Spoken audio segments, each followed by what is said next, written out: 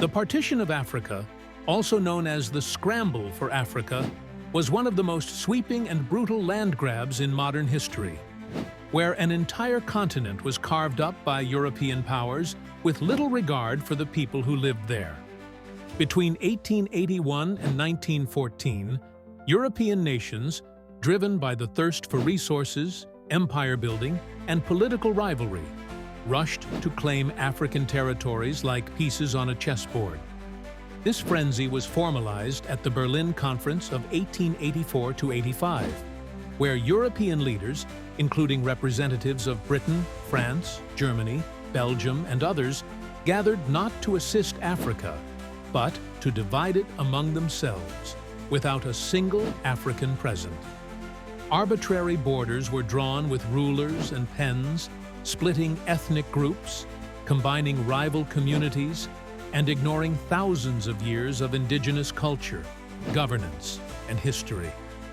At the center of this exploitation was King Leopold II of Belgium, whose personal control of the Congo Free State led to one of the most horrific genocides in African history, where millions died through forced labor, starvation, and violence. Across the continent, African resistance was met with brutal repression, from the Zulu kingdom's stand in southern Africa to the Ashanti Wars in the west. Despite fierce opposition, most of Africa was under colonial rule by 1914, with only Ethiopia and Liberia remaining largely independent. Colonization brought railroads, missions, and new languages, but it also imposed foreign rule, extracted natural wealth, and planted the seeds of ethnic conflict that still erupt today. The partition left Africa politically fragmented, economically exploited, and culturally disrupted. Colonial powers suppressed traditional leadership, erased local histories, and treated the continent as a resource mine rather than a mosaic of civilizations. When independence movements began in the mid-20th century, they inherited not only nations, but borders and systems designed to serve foreign masters.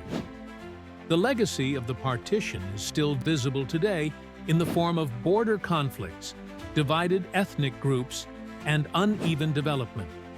More than just a historical event, the Partition of Africa was a calculated dismantling of sovereignty, reminding us that empire building often leaves scars that last for generations.